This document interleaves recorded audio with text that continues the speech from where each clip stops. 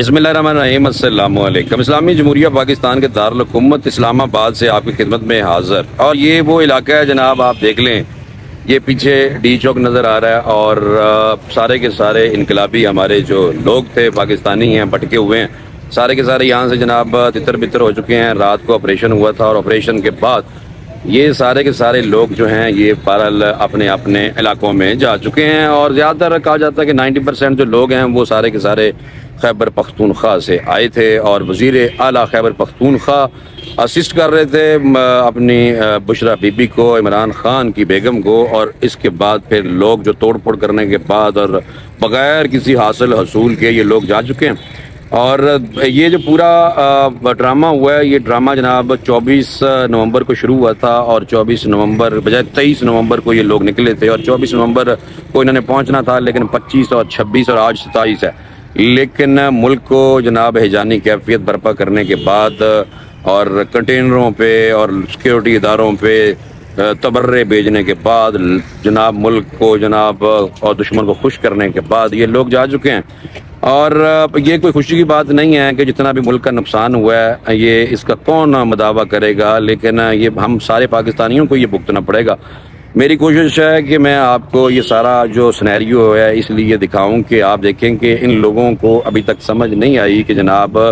ये खुफिया जो हाथ हैं जिनकी तरफ इशारा किया गया है कि खुफिया हाथ हैं जो इमरान खान और बुशरा बीबी के भी ऊपर हैं,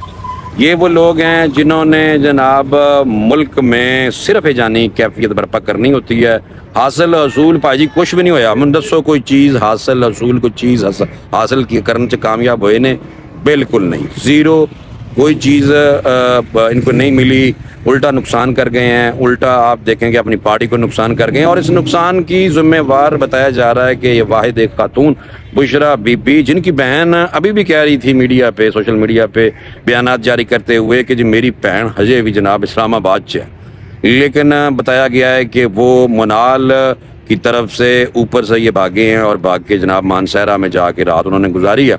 अब देखना ये है कि ये जो मुल्क का इतना नुकसान हुआ है, मुल्क का अरबों रुपए का जो नुकसान हुआ है, रोज़ाना तकरीबन 1.5-2 अरब रुपए का नुकसान बताया जा रहा है कि हुआ है। ये सुनने में आ रहा है कि ये इनके खाते से पाना है भाई कि तुझे जेड़ा नुकसान करके गए जे ए बेले थोड़ा।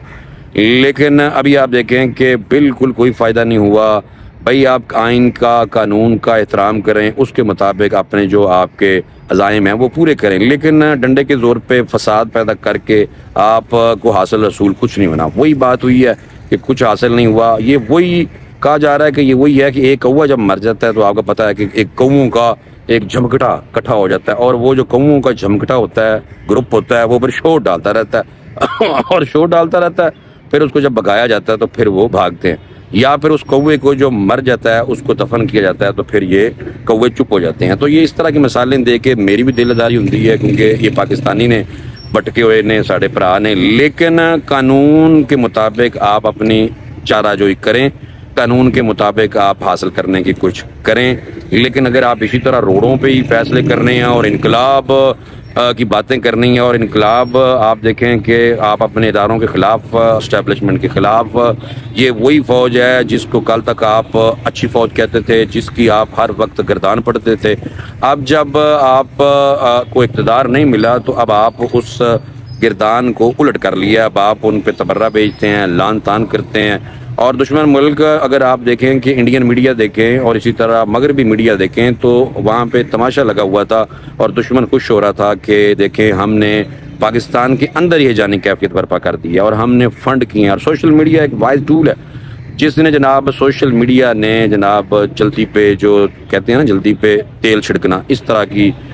चीज़ की है और लोग जो हैं यहाँ से तितर बितर हो चुके हैं और कोई हासिल रसूल नहीं है।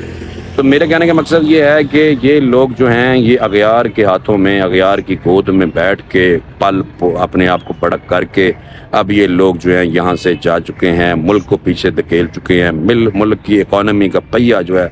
वो भी इतने दिन रुका रहा। आज भी इस्लामाबाद में जो तालीमी इदारे हैं वो बंद हैं और अभी उन्होंने ऐलान भी सुना कर दिया है कि जो हमारी फाइनल कॉल थी वो ख़त्म हुई। अब उन्होंने हासिल क्या किया है ये वो खुद ही अपनी जो अचीवमेंट है वो बताएंगे। लेकिन आपने देखा कि उनका जो कंटेनर था जिस पे बड़े बड़े ये लीडर खड़े होते थे, इनकलाबी कंटेनर, वो भी जनाब चल गया, आग लग गई उन्होंने। اور یہ اب لوگ واپس جا چکے ہیں۔ کہنے کا مقصد یہ ہے کہ آپ ایک طرف کہتے ہیں کہ ہم پرامن ایک گملہ میں نہیں ٹوٹیا، سارا اسلام آباد میں جگہ جگہ پہ جناب توڑ پھوڑ کر کے آگ لگا کے، کئی جگہوں پہ انہوں نے آگ لگائی ہے، اور آگ لگانے کے بعد یہ لوگ ہیجانی کیفیت برپا کرنے کے بعد ٹنڈا بردار فوج جو فورس تھی ان کی جناب، وہ کنٹینروں پہ باقاعدہ چڑھے ہوئے تھے۔ تو یہ جو لوگ ہیں، جو ہمارے لوگ جو بھٹکے ہوئے ہیں، ان کو کم از کم ہوش کے ناخن لینے چاہیے۔ تقریباً 800 سے 1000 لوگ جو ہیں وہ اس وقت گرفتار ہیں، جیلوں میں یعنی کہ تھانوں میں بند ہیں۔ آپ ان کی رہائی کا بھی یہ مطالبہ کریں گے کہ ان کو بھی اب چھوڑا جائے، لیکن یہ فائنل کال کا اختتام ہو گیا ہے، اور کہہ بھی دیا کہ ہماری فائنل کال جو ہے فی الحال ختم ہو گئی ہے، لیکن سننے میں آ رہا ہے کہ کئی بات جو ذرائع ہیں وہ بتا رہے ہیں کہ وہ ابھی کہتے ہیں ہماری فائنل کال ختم نہیں ہوئی۔ آپ دیکھیں کہ حاصل حصول کیا ہوا ہے، کوئی چیز حاصل نہیں ہو سکی، الٹا نقصان ہوا ہے، الٹا جانوں کا زیاں ہوا ہے، الٹا ملک کا نقصان جتنا ہوا ہے، ملک کی جگ رسائی ہوئی ہے۔ اور بیلاروس کے پریزیڈنٹ بھی آئے ہوئے تھے، اور کل وہ جب وہاں پہ اسمبلی میں تھے تو اس ٹائم یہ لوگ ڈی چوک پہ کنٹینروں پہ کھڑے ہوئے تھے، اور یہ وہ ہمارے لیے لمحہ فکریہ ہے کہ ہم بحیثیت پاکستانی، ہمیں جو ہمارے لوگ بھٹکے ہوئے ہوتے ہیں ان کو کم از کم دیکھنا چاہیے کہ آئین اور قانون کے مطابق آپ اپنے جو آپ نے حاصل کرنا ہے وہ حاصل کریں، نہ کہ زور بازو پہ، نہ کہ توڑ پھوڑ سے، جس سے کل کے آپ دیکھیں انڈین میڈیا دیکھ لیں، میجر گورو دیکھ لیں، جنرل بخشی دیکھ لیں، یہ لوگ جناب پاکستان پہ اور پاکستانی فوج پہ باتیں کر رہے تھے کہ یہ دیکھیں کتنا ٹف ٹائم دیا ہو پاکستانیوں نے خود ہی اپنے ملک میں اپنے ہی اداروں کو۔ تو یہ ہمیں ہوش کے ناخن لینے چاہیے،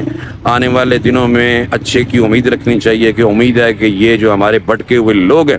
یہ اپنی عدالتوں سے انصاف حاصل کریں گے اور اپنے مرشد پاک نو باہر کڈن گے۔ لیکن مرشد پاک کی بجائے جو بشرا بی بی ہے انہوں نے بھی اپنی اصلیت عیاں کر دی ہے سارے لوگوں پہ، کیونکہ عورت حکمرانی کر رہی تھی، عورت لیڈ کر رہی تھی، عورت کسی کی سن نہیں رہی تھی، جس کی وجہ سے یہ لاشیں اور یہ توڑ پھوڑ ہوئی۔ اور کہا جا رہا ہے کہ یہ جتنا بھی نقصان ہوا ہے اور جو لوگ شہید ہوئے ہیں سیکورٹی اداروں کے، ان کے مقدمات میں جو مین جناب ملزم ہیں وہ بشرا بی بی کو کہا جا رہا ہے کہ وہ ہیں، کیونکہ علی امین گنڈا پر آ کر بھجنا چاہ رہے ہیں، بار بار کہنے سے میں نے پیشاب آیا، میں جانا چاہنا، لیکن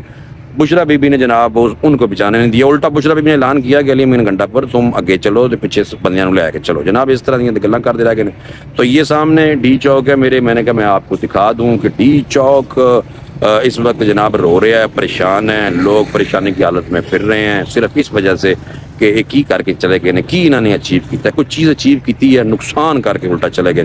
اور پھر بھی معصوم بنیں گے کیونکہ سوشل میڈیا کا ٹول ہے جو ان کو ہمیشہ سپورٹ کرتا ہوا آ رہا ہے۔ میں اسی لیے بار بار کہہ رہا ہوں کہ جناب یہ کوئی خوشی کا دن نہیں ہے، یہ ہمارے لیے لمحہ فکریہ ہے، یہ ہمیں ان لوگوں کو منانا چاہیے، ان لوگوں کو سمجھانا چاہیے، لیکن جو موصوف ہے لیڈر جو ان کے ہیں عمران خان صاحب، وہ کسی دن نہیں بھائی جان سن دے۔